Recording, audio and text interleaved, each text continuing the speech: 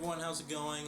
I wanted to give my detailed thoughts and impressions on the Nintendo Switch console that was actually revealed today. It was previously called Codename NX. Now we got an official name, got an official unveiling of the console, and we are 6 months away from release. Actually 5 months, considering October is pretty much almost over at this point. Absolutely crazy. So I'm going to break up this video into 3 distinct sections. Alright, first I'm going to talk about my initial impressions for the hardware and what we saw in the reveal trailer. I'm then going to go over some questions and concerns that I have and some stuff like that.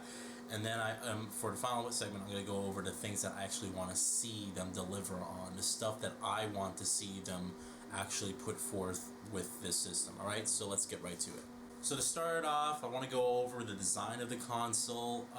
Now, it is a home docking station combined with a portable, powerful console. And it's actually a pretty cool design. I myself really like the design. I like the new Nintendo color palette for this console. It's not so much playful and round like the Wii and Wii U were.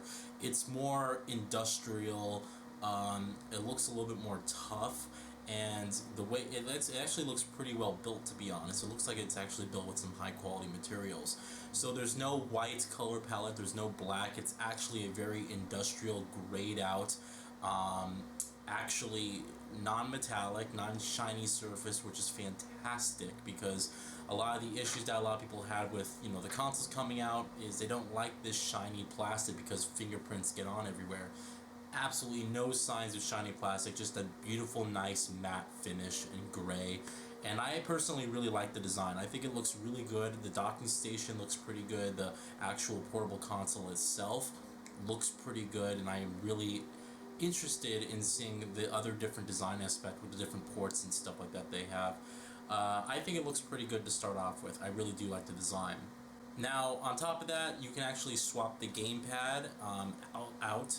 You essentially have 2 sides to the gamepad controllers. You have a left and right controller that's actually kind of placed on this little, almost like a holster for it. You know how you can buy those grips and stuff for your phone that kind of make it feel like a controller, so when you're doing the touch screen, it actually feels typically fine instead of just holding the phone like this. It's kind of like a grip pad for the 2 controllers. You slide them in there, and it also, I guess from what I can ascertain from what I've seen, it also acts as sort of a battery pack to charge the controllers at the same time. So it's actually pretty cool.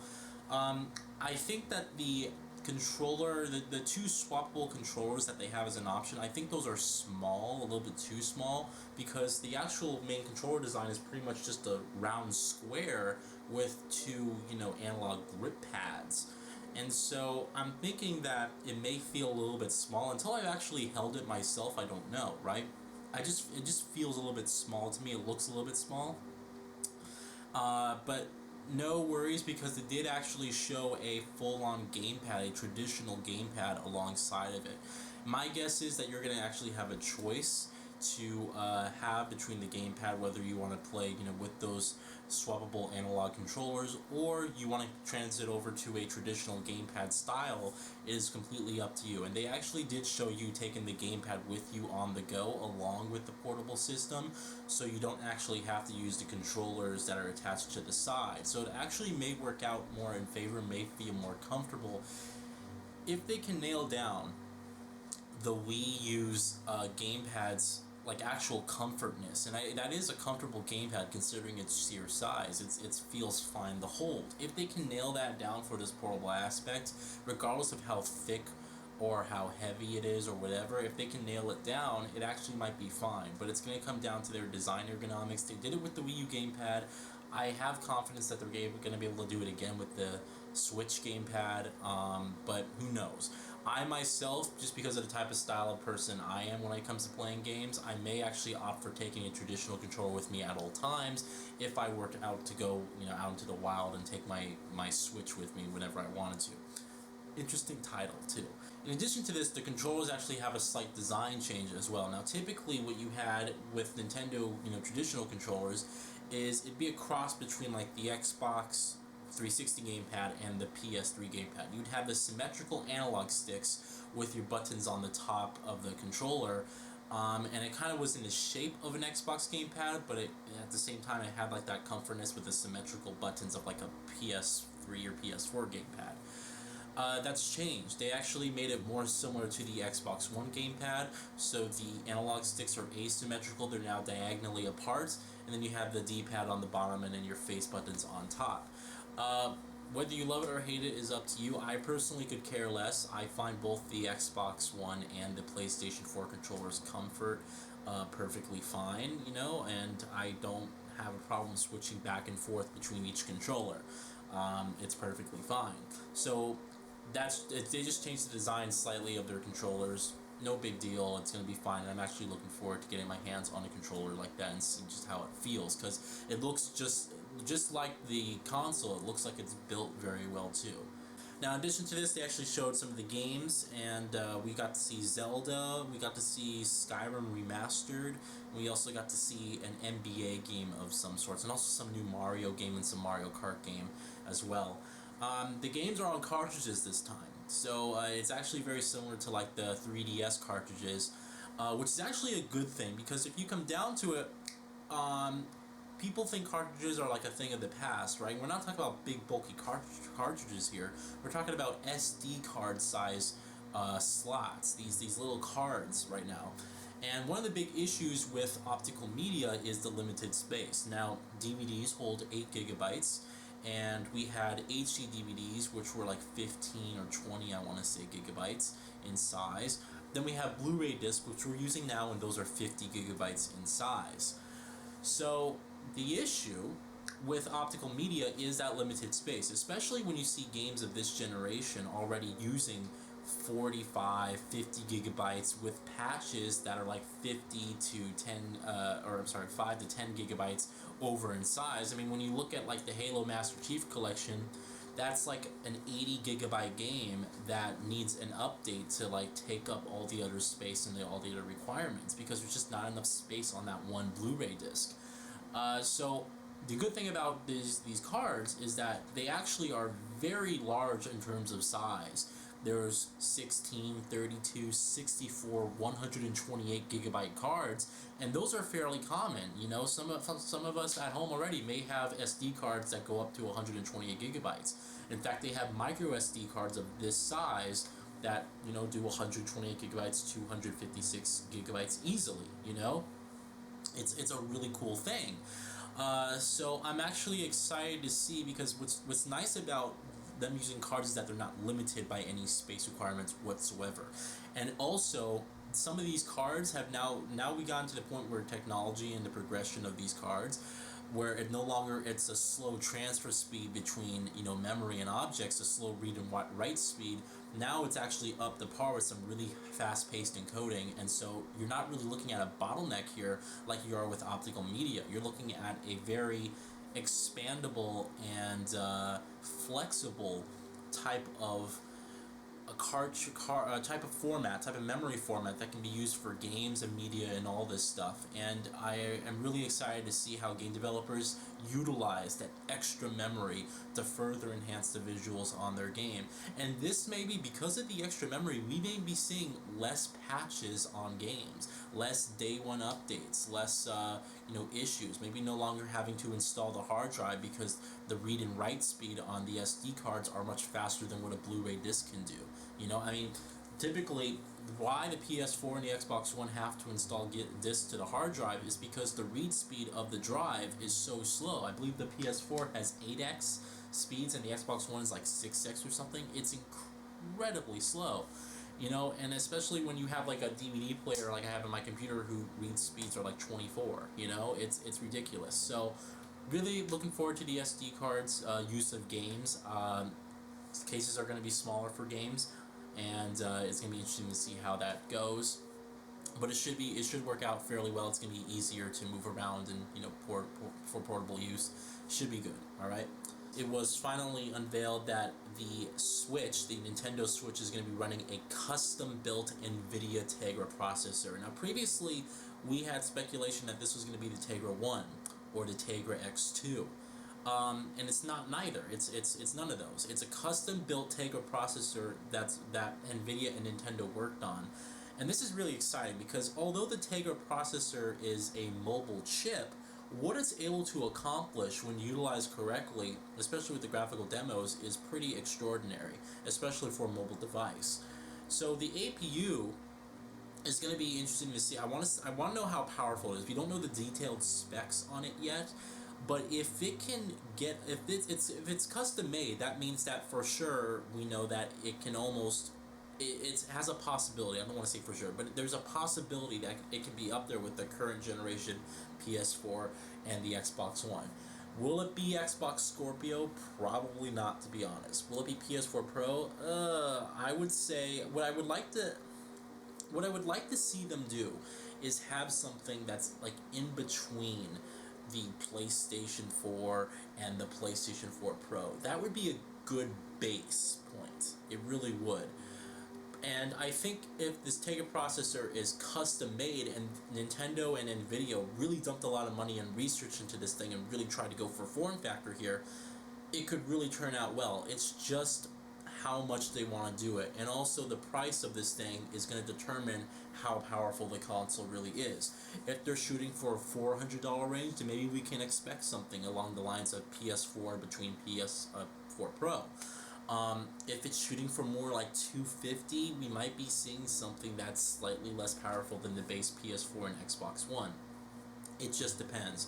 But I am at least glad that the chip is custom made, because this does open the door for a lot more possibilities, and it's not particularly clear exactly what we're going to be getting. It's going to leave us in suspense for a little bit, and we're just going to have to, kind of sit back and say, all right, well, let's see how the games perform. Because if the games are well optimized for the architecture, then they could very well get, 1080p 60 frames per second visuals for all their titles. It's a possibility. It really is. So now I want to go into the second format of this video, which is my questions about the stuff that I personally have, the stuff that I want to see them answer, and let me know what you guys think along with these questions as well. So first of all, what about the memory? And memory, more specifically the built-in memory, if we're going to even have built-in memory. I mean, typically for a home console we have built-in hard drives, but this isn't a typical home console. This is a more or less portable hybrid that's being plugged into some docking station, which I guess transmits more power, graphical power, over to the console to transmit it to a TV or something like that. So the question I have is, will we see built-in storage, or will we have expandable storage through the use of SD cards? If you're using these SD-based cards for games, you might as well use them for memory as well. You can use micro SD cards, and like I said, these are huge in terms of space, because you can go up to 128, 256 gigabytes in these cards easily. I believe some of the phones actually have support for 2 terabyte SD cards, but I haven't seen any of those on the market. Now, a lot of people might be saying, what, 128, 256 gigabytes? That's not a lot, because like the PS4 came out with, and Xbox One came out with 500 gigabytes, and those held like 6-7 games. Yes, but like I just said, the reason that we had 500 gigabytes on those consoles and it wasn't enough is because the read speed of the disk drive was so slow, and that the games had to install on the hard drive in order to perform admirably on those consoles. With SD cards being much faster and much more expandable in storage for the housing of game content, we may not need to have these games being installed to our consoles, our Nintendo Switches, at all. All we basically may need is just to plug into a memory card just to hold save files. And this may actually work out, because save files for games typically end up being a couple, 100 megabytes or whatever, maybe even a gigabyte or two at the most for a save file. Much lower than that typically. So you may not need super fast, high, lots of storage, because all you're doing is putting save files and maybe a few downloaded movies here or there, but those don't take up a lot. Those are like 10 gigabytes, but you get my point, is that we don't need to have games installed to the hard drive, because these cartridge based games have much faster speeds and much higher storage space, and it just doesn't need to happen the traditional way with the PS4 and Xbox One. So what I want to know is, how are we going to have expandable storage? Are we going to have just built-in storage, just a 32, 64 gigabyte variant of the console or whatever? Or are we going to be able to sit here and say, you know what, no, I need extra space, I'm going to put in a 256 gigabyte micro SD card and get all this storage? Who knows? It's a possibility, but I really do want to. I really am interested, because if they do go with the upgradable storage through SD cards, it could really help them out. But they would have to educate people on what SD cards to buy, because not all 64 gigabyte SD cards are built the same. Some are faster, meant for higher encoding, and some are much slower, and you pay that difference for the speed, the right speed of each card. So it's going to depend, whether you're going to want to. If they do go that route, I wonder if they're gonna have like a baseline for saying, oh no, you need to have something at least with this minimum requirements in order for it to work. So we're gonna have to see. All right. Next up is the resolution and size of the portable screen. Obviously, from what I've seen, it looks around 7 inches, to be honest, which is fine, to be honest, but I would like to know the resolution of the screen personally. I hope it's not 720p. A lot of people are like 720p is fine, but I mean, it just baffles me how we have like portable consoles. Like here's a good point here. It's a PlayStation Vita, right? This is a 5.5 inch screen. It's an OLED screen, so it's really beautiful, right? But it only has a resolution of like 960 by 540 or something. It's not even 720p, and it's 5.5 inches. And like when I got this, came out in 2012, was it? Right? So I had the what phone did I have in 2012? It was like it was like the Samsung Galaxy S3, was it? Or it might have been, yeah, it was a Samsung Galaxy S3. I mean, my point in me telling you that is that we have phones these days, like the current phone I have, this Nexus, is 5.7 inches and 1440p, 2560 by 1440. So high resolution small screens have been a thing in the mobile space for quite some time. And it is typical that as you go up in screen size, you lower the resolution just because of cost. I mean, typically tablets have like there's actually a lot of tablets that have 720p screens. Some have 1080p screens, and very rarely do they have 1440p screens with tablets. What matters most to me is I'd like to see a higher resolution than 720p, but I also like to see a very high pixel density. If they can nail down a very high pixel density, then the screen resolution, they may be able to sacrifice a little bit of it, to be honest, in order to make it, to cut down cost or whatever. Because if the pixels are passed very closely together, then it may result in very few aliasing and a very high quality screen regardless of the resolution. And I'm hoping for the latter. I'm hoping that they pack the pixels close and the screen panel's just really, really good. Alright, but that's a question I have, is what is the size of the screen?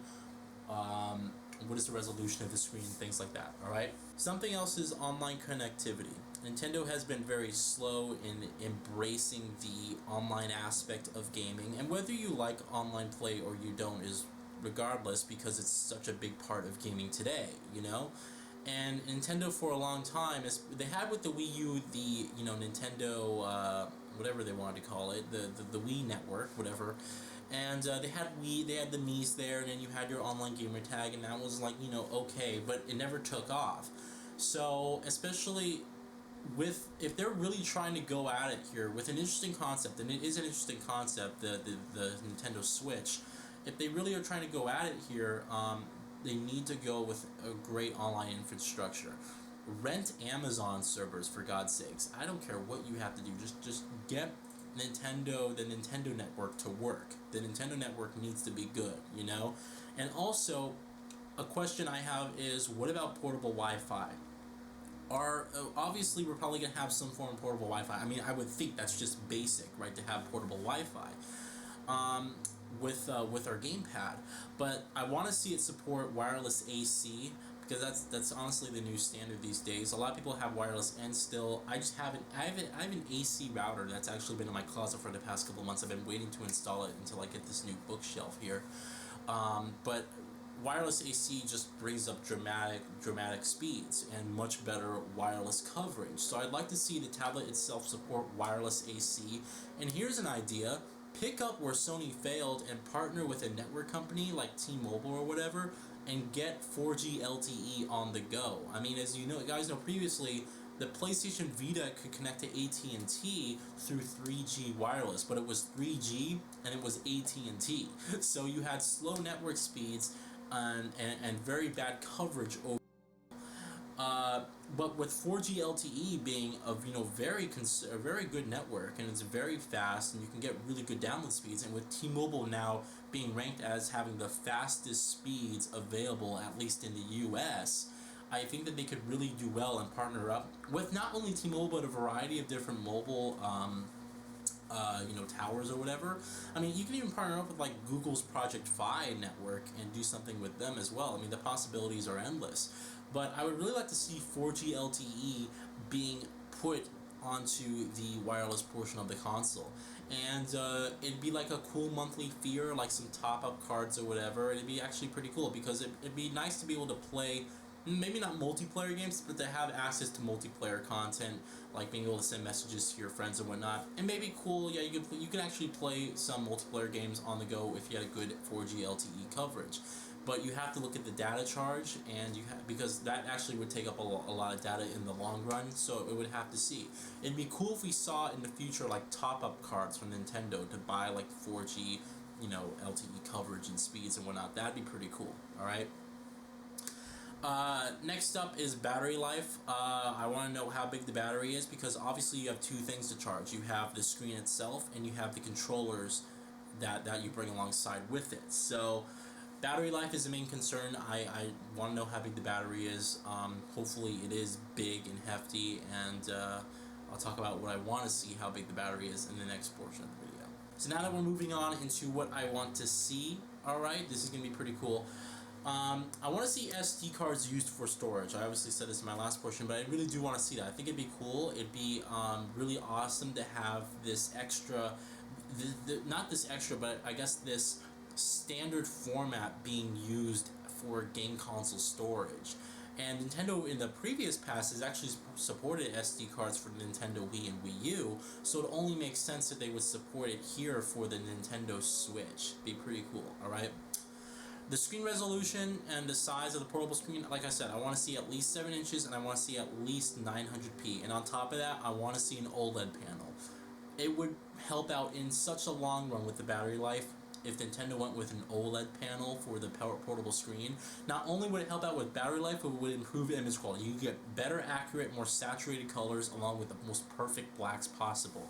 And OLEDs has been used in the technology space for mobile phones for quite a long time. We're just now getting into TVs, but it makes total sense to go into the Nintendo Switch.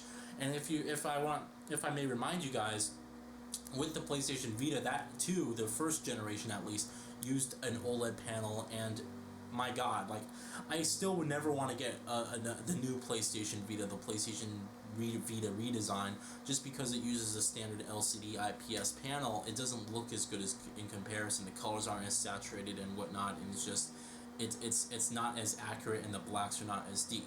But I'd like to see an OLED panel be used, and I also like to see, at least a 7-inch screen. I have here a tablet. This is my tablet. Remember I bought this? This is the worst tablet ever. Don't buy this. The Asus Transformer pad, by the way. This is a 10.1-inch tablet with a resolution of 1920 by 1200, alright? And it's a good size screen. Like, this is probably not going to be this big, but I'm thinking to myself, like, even if they did have like a bigger variant, what if they had like a Nintendo Switch XL or something like that? I would love to see a 10.1-inch like full 1080p screen with an OLED panel here, and I love to like slide in my controllers here and start playing like this. Even though this looks pretty big, right? This would be comfortable if I had like the proper controllers set up to it, or things like that, and this would be great for watching movies on as well.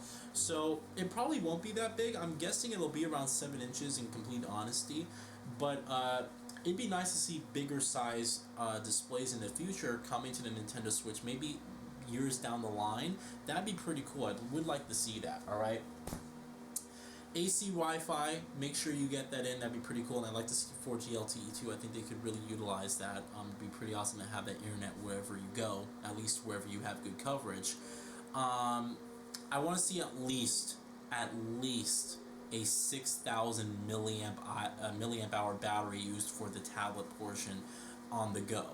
When you think about phones these days, I mean, games drain batteries in phone tremendously. I mean, my phone has a 3450 milliamp battery, and it lasts me throughout the whole day just fine doing phone stuff.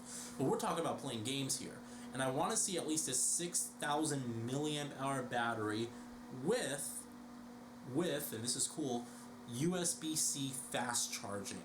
How awesome would it be if the gamepad and the controllers itself supported USB-C fast charging? Because if we got the new USB-C standard in there, this means that we can take our portable battery packs. You can literally buy like a 20,000, 30,000 milliamp hour portable battery pack, one of those big ones that people use to charge their phone on the go. You can just charge your portable console on the go, and it can act as like a separate battery. How awesome would that be? Instead of buying and plugging in with this proprietary power connector to charge in your controller, instead of doing that and buying separate battery packs for your Nintendo Switch console, you can just plug in the USB-C to your battery pack that you already bought at the store or whatever, and play games that way, and charge your gamepad that way.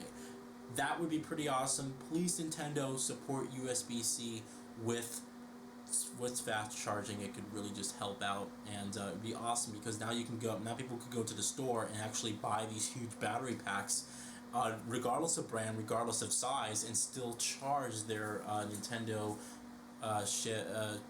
Switch console, in there. So please, that'd be pretty awesome. Do that. All right. Visuals. I want to see visuals that can actually push, at least on the console portion, when it's connected to a TV. Visuals that can push 1080p 60 frames per second. It would be a tremendous selling point if Nintendo came out and said, you know what, our home console, when you're on the go, it's a portable console. It's not as powerful because you don't have the extra hardware, but when you plug it in, when you're on here playing on your couch or whatever, the traditional console experience, you will get full 1080p visuals, and you will get 60 frames per second for most of the titles. It would be nice to see all the titles, but there's going to be some titles that are unfortunately too powerful enough to utilize that. But I would like to see that. Now, this console is still rumored to have 4K streaming with it. So the resolution aspect is there. But I hope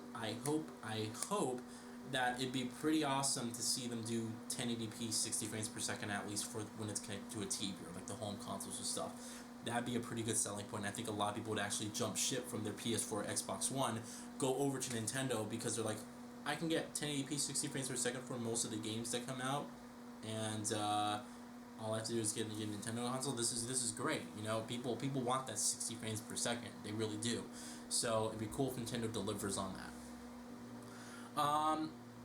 I want to see them actually sell the gamepads and the portable controllers separately. And I know this is a little bit like Nintendo never sold the Wii U gamepad separately, and so if it broke, you had to go through Nintendo's RMA process, which took forever, and it was annoying, especially because the thing was so delicate. So I would really, really, really like to see them sell maybe not the actual screen, because that's a little bit hefty, but at least the portable switching controllers. That'd be pretty cool, at least to buy those separately. And if you could actually do sell the screen separately, say, if you want to actually get a bigger screen, you can buy the bigger screen for $150 or whatever it's going to be, and you get full 1080p visuals on the go. Stuff like that, or have it at least be upscale, something like that. I would really like to see them sell these peripherals separately, rather than just go through directly Nintendo's RMA process and stuff like that. Alright? Last thing I want to see is them delivering on the price. It depends on the power. If this thing is between a PlayStation 4 base and a PlayStation 4 Pro, make it $400. I think you do very well at that price point. If this thing is slightly less powerful than an Xbox One and a PS4, but almost there, $250 maybe have a bundle for 300, but I would really like to see a starting price for 250 if that's the case. Um, I mean, you have to keep in mind that this is one of the this generation of consoles is one of the cheapest generations ever in terms of game cost and in terms of the actual hardware cost. An Xbox One costs as low as $230 now. You know, $250, whatever it is. It's that cheap. A PS4 costs as cheap as $300, and so you have you know all these cheap powerful consoles that people are already used to with the brands and stuff like that. And if Nintendo can't deliver on the hardware space in terms of how powerful it is, then they're going to need to really deliver on the price. I would love to see 250 be a starting point. I think people would be happy with that. Obviously, you can't cut costs too much because it's probably very expensive for them to actually make the console, considering, you know, swappable gamepads here and there. But please get the price right. It's very important, Nintendo, because if you don't, people will not buy it, honestly. So that's pretty much the entirety of this video. That's what I think about what I saw. Those are the questions I had, and I want to see in the future. All right. Bottom line is, I know a lot of you guys are questioning right now, are you going to get it? Yes, I'm going to get the Nintendo Switch. I would have actually liked to see it be called the Nintendo Shift. I think Nintendo Shift sounds cooler, you know, than Nintendo Switch. But they didn't. Like whatever, you know, it's just a title. But I myself, I mean, I have a Wii U. I don't use it because it's not actually at this house. It's at the other house, you know, that I go to. But I actually do have a Wii U. I like the console. I just wish that, you know, Nintendo put more effort into it. In fact, that's the same thing with all of Nintendo's platforms. It's like, I really like your platform. I just wish that there was more meat to it, more content, more features to it. But Nintendo has a strong foundation. Nothing would make me more happy than to sit here and go to the store or whatever and not be unboxing a PS4 or an Xbox One game, but a Nintendo game. To be able to go to the store and say, when you're picking up a Nintendo Switch game, you are getting the best experience. You're getting a better experience than you will on PS4. You're getting a better experience than you will on Xbox One when you pick up a Nintendo game.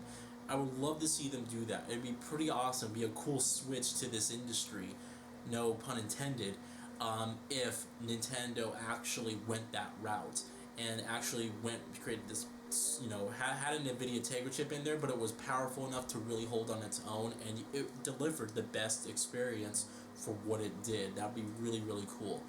So, bottom line is, yes, I'm gonna get one because I am a gamer. I am a multifaceted gamer, and I do like variety. And I'm actually interested. I'm very interested in seeing it from a design perspective and trying it out.